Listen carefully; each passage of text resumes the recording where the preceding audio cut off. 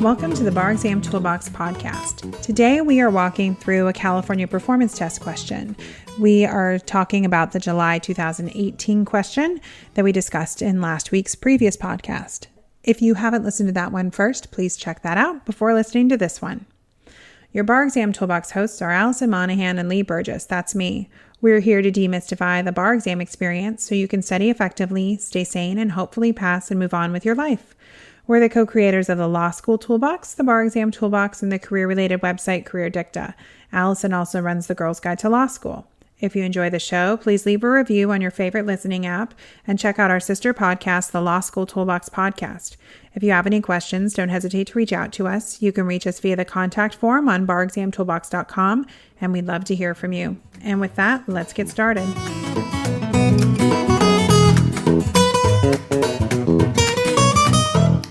Welcome back. Today we're walking through a performance test.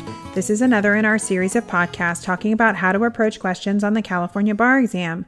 And don't forget to subscribe to our podcast so you won't miss any upcoming discussions. Note that for performance tests, you should check out our discussions about both the California and the UBE since the formats are extremely similar. Now, this episode is a little different from our discussions on how to approach essays because instead of covering the law you'll need to know and then how to apply it to the question, we've divided this PT into two podcasts. Today, we will be talking about how to approach outlining and drafting your answer on the July 2018 performance test. This particular performance test asks you to draft a brief. If you have not listened to part one of this podcast series, go ahead and check that out. Before we dig into this specific PT, we want to highlight the timing aspect on the performance test again. You will only have 90 minutes to review the task memo, file, and library, and then write your document. This time moves quickly. We recommend that you spend the first 45 minutes reading and outlining and the second 45 minutes drafting. You may be tempted to start drafting immediately, but try to resist the temptation. The drafting process is going to go so much more smoothly if you take the time to really understand the file in the library and construct a solid outline. Okay, so in our previous podcast about the July 2018 performance test, we reviewed the task memo, the file, and the library. In this podcast, we'll dig into creating your outline and best practices for turning your outline into a strong answer. Now, from the task memo, we learned that we'll be drafting a brief for a case that involves a Columbia State Bar disciplinary action against our client, Abigail Watkins. Watkins pled guilty to a single felony count of insider trading. Afterwards, the State Bar initiated disciplinary proceedings against Watkins, seeking disbarment. Watkins will be disbarred if the circumstances surrounding the insider trading constitute moral turpitude. After hearing testimony from Watkins about the insider trading, the judge requested briefs on the issue. Now, the senior attorney at your law firm, Tia Lucci, wants you to draft a brief that argues two things. Number one, the conduct underlying Watkins' plea does not justify a finding of moral turpitude. And number two, Watkins' testimony at the hearing does not justify a finding of moral turpitude. Now, based on these two issues, you'll know that you'll have two primary segments in your outline. The first segment, you'll argue that the conduct underlying Watkins' plea does not justify a finding of moral turpitude. Now, in the second segment, you'll argue Watkins' testimony at the hearing does not justify a finding of moral turpitude. Before we head into the outline, here's a quick reminder of the facts we're dealing with from the file. We have the plea agreement and attachment A to the plea agreement, which is the factual basis for Watkins' plea, and the transcript of Watkins' hearing before the court. From those, we learned that Watkins spoke with Fort's general counsel about Fort's merger on the same day that Watkins bought Fort stock. We also learned that during that time period, Watkins had undergone surgery, was in pain, and having trouble with her memory as a result of the pain and narcotics she was taking post-surgery. Although Watkins agreed to the plea deal with the SEC about her insider trading charge, she testifies at her hearing that she doesn't remember Ford's general counsel discussing the merger. So you'll want to keep our two critical issues and the facts in mind as we construct our outline. Okay, let's jump in to the first part of your outline. When you're drafting your outline for each section, keep in mind that you don't need to reinvent the wheel for the PTs. Stick to the IRAC formula that you know, or a CRAC or CREAC, CRAC being conclusion, rule, analysis, conclusion, CREAC being conclusion, rule, explanation, analysis, conclusion, if the tone of the task suggests a conclusion first writing. No matter what type of essay we're drafting, including performance tests, we're still going to use our basic IRAC principles in California. This means that in our outline, we'll be starting with the issue and then providing the rule or rules governing that issue that we took from the library. After that, we will analyze our client's situation based on those rules and the facts provided in the file. During that analysis section, we'll also want to pull in the cases from the library that we need to distinguish or want to analogize to. Finally, we'll make a note in our outline about the conclusion. In your outline, make a header that clearly states the first issue you'll be arguing. The conduct underlying Abigail Watkins's plea does not justify a finding of moral turpitude because when she made the stock purchase, she did not remember being told about the merger and therefore had an excuse at the time of the violation. In your outline, your issue header doesn't need to be quite that specific, but do try to flesh it out. It'll remind you not only what the issue is, but also that you're drafting a brief where you're trying to persuade the court of something. Next up in your outline, let's hit on the rules that you need to know and make sure to highlight the specific case that the rule comes from. Unlike your non-PT essays, your PT will want you to cite and highlight where a rule comes from, and here we can note the following quick points. First, the state bar must show cause to charge Abigail Watkins with willfully committing acts involving moral turpitude, which comes from Business and Professional Code Section 6101. Then, moral turpitude has been described as an act of baseness, vileness, or depravity in the private and social duties that a man owes to his fellow men or to society in general, contrary to the accepted and customary rule of right and duty between man and woman, which is from Chadwick. Chadwick also said that moral turpitude is described generally as any crime or misconduct without excuse. We also got from Chadwick that excuse is tested as of the time of the violation to which an individual has pled guilty, not whether they had an excuse afterwards. And lastly, from Chadwick, we know that a court reviews the factual basis underlying the plea to determine if the conduct amounts to moral turpitude. Now that we've got the overarching rules set out, it's time for a deeper case discussion of Chadwick, one of the main cases from the library. Remember that in Chadwick, we learned that moral turpitude is any crime or misconduct without excuse. Excuse relates to conduct done contemporaneously with the underlying crime. You'll keep these rules from Chadwick under the rules section in your outline, with the main bullet or numbered point being Chadwick. So Chadwick pled guilty to the misdemeanor of insider trading and related conduct. He argued to the court that his willingness to comply with the SEC investigations showed excuse for his violation, such as it did not rise to a level of moral turpitude. And lastly, that the court ruled that because Chadwick's actions took place after he'd gone through with the insider trading, and since the concept of excuse relates to the insider trading conduct itself, he was not excused, and his conduct amounted to moral turpitude. So with the rules and our case discussion noted in our outline, it's time to make our outline for our analysis. Critical to the analysis section for the PT is that you analogize or distinguish the key cases from the library. Here, you'll need to discuss the factual background in Chadwick and then distinguish Chadwick from our case. Recall that in Chadwick, the court ultimately found that Chadwick did not have an excuse for his charge of moral turpitude. Because we'll be arguing that our client's conduct should be an excuse, we know that we'll want to distinguish the facts in Chadwick. So let's use this to create our outline. So we'll have a bullet point that says overview of Chadwick's factual background, and then another bullet point saying distinguish Watkins' situation. Unlike Chadwick, Watkins was not aware that she was engaging in insider trading at the time she bought the security. We know that Watkins was not aware of the planned merger at the time of purchase. She testified that she believes Darman's testimony, but was on Percocet at the time of purchase, which impacted her memory and abilities. Our next bullet point will be the direct application of the rule to the critical facts. At the time of Watkins' crime, she had the excuse that she was unaware and did not remember being told about the merger, and but for her lack of memory, she would not have gone through with the trade. Watkins had also long been planning on buying the stock, and Watkins was trading on public information, including that from 2 major brokerage firms and also technology message boards. We also know that Watkins followed through with the request of the phone order in gathering the patent files, but her testimony shows that she wasn't sure of the particulars of the phone call and the request for the patent files. So, as you can see, our outline highlights the most critical facts that must go into our essay. When you're practicing these, you want to see how detailed your outline needs to be.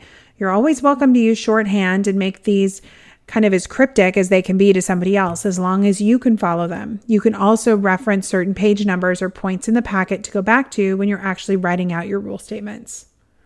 All right, now that we've got our outline for the analysis section, it's time to just briefly note our conclusion for this section of our outline. Our conclusion is going to be that Watkins should not be disbarred or suspended because she has an excuse at the time of the violation. Now, great job creating your outline for the first issue. So let's move on to the second issue. Just like we did for the first, we've got to IRAC it. So the first issue is Watkins' testimony does not justify a finding of moral turpitude because she honestly believed that she was not aware of being told about the merger at the time of her August 16th purchase, and the record does not show any clear and convincing evidence that Watkins engaged in lack of candor. Now again, while this issue statement may be more involved than what you need in your outline, a solid statement will consistently remind you of the analysis that you're doing and that you're aiming to argue the issue persuasively. So now let's go into the rule portion of our outline, which requires us to note from what cases or statutes in the library we're pulling the rules. Including the quick reference citations in your outline will allow you to move through the drafting portion more quickly because you won't have to fumble around trying to remember where you pulled the rule from. All right, let's make our overarching rule list. Number 1, when an attorney pleads guilty to a crime, the State Bar looks to the appropriate discipline under Section 6102A of the Business and Professionals Code. Number 2, this turns on whether the attorney has committed an act of moral turpitude, which comes from Salas. Then the State Bar must determine moral turpitude by clear and convincing evidence, including a determination that the attorney's testimony lacks candor, which also comes from Salas. An honest, if mistaken, belief in innocence is not a lack of candor, as a lack of candor cannot be found merely on different memory of events. This is from Salas. And reasonable doubts must be resolved in favor of the accused attorney, which is also from Salas. Now, importantly with the PTs, we don't just stop at the overarching rule list. We also need to go into any discussion of critical cases from the library that impact our governing rule. So in this section, that means we need to talk about Salas. Recall that in Salas, the review department used Salas's testimony to conclude that the State Bar failed to establish moral turpitude by clear and convincing evidence. So let's make a quick numbered outline with the key points we'll need to state in our discussion of Salas. Salas pled guilty to the various felonies related to his conduct where he partnered with Bash, the owner and operator of Chekhov Legal Services, and violated the law by sharing fees with her, a non-lawyer, in exchange for case referrals. He had lawfully partnered with Bash for certain services. At issue in testimony before the review department was a certain $10,000 he'd paid to Bash. A plea agreement was silent. Salas insisted that it was lawful payment of 2 months of Bash's salary as a secretary, but Bash testified that he insisted that the $10,000 represented a legal referral fee. And lastly, the review department determined that equal interference could be drawn as to whether Salas was lying or telling the truth, so the State Bar Court could not meet its burden of providing clear and convincing evidence of lack of candor and thus moral turpitude. All right, we've got our rule section down. Now we've got to go to the heart of our PT and create the outline for our analysis. Recall again that unlike the other essays on the bar, you will want to analogize to or distinguish key cases. In this section, you'll want to analogize to Salas. Let's create our outline points. Number 1, like Salas, Watkins is not testifying in conflict with her plea agreement, and her statements are consistent with her plea agreement. Number 2, also like Salas, Watkins sincerely believes that she was not breaking the law with her conduct. Number 3, Watkins testified to the exact same recollection that she told the SEC when they first confronted her, indicating she lacked awareness of the merger at the time of the purchase. And number 4, Watkins never insisted that she was not, in fact, told about the merger. She simply testified as to her memory of the events. All right. We've got our outline for the analysis section in place. Let's round out the second half of our outline with a conclusion. You can quickly note the conclusion here by writing, Watkins' testimony at the hearing does not justify a finding of moral turpitude because the state bar didn't meet its burden of establishing clear and convincing evidence of culpability. Now that we have our outline, we can start drafting. It is critical to your success on the PT to understand what type of memo you are drafting, whether it be objective or persuasive. Here, because you've been tasked with drafting a persuasive memo, you need to structure your writing in a way that argues for a certain position. Apply this throughout your essay, beginning with the issue statement. An example of a strong issue statement for the first section is, the conduct underlying Abigail Watkins' plea does not justify a finding of moral turpitude because at the time of the August 16th stock purchase, she did not remember being told about the merger, and thus she has an excuse at the time of the violation to which she pled guilty. This statement is strong because it effectively tells the reader the issue, your position, and draws in the facts to show that that position is correct. Now, as we mentioned before while going through the outline, drafting the rule statement in the PT is also unique. Here you'll want to start with the general contours of the governing rule or the rules that you gained from the library. From there, where applicable, use a case from the library to flesh out the rules even more. When doing so, quickly review the material facts from the case and show how the rules applied to those facts and the state court's holding. You'll be able to use this case discussion as a jumping off point to analogize or distinguish the case during your application section. Knowing when to discuss a case in this way can be difficult, but a strong rule of thumb is to try and analogize to or distinguish at least one case from the file per overarching issue. Here, you need to utilize Chadwick in Section 1 while use Salas in Section 2. The application section is where you can highlight your persuasive skills. Impress the bar examiners by highlighting material facts from the file and showing how the rules you just discussed can be leveraged to your client's benefit. It's easy to rush through the application section, but try your best not to. The application section provides a great place for you to quickly pick up some points and showcase your ability to argue for a position. Finally, you'll want to draw a strong conclusion. A strong conclusion states how the issues should be resolved, but it doesn't stop there. It also tells the reader why an issue should be resolved in a certain manner.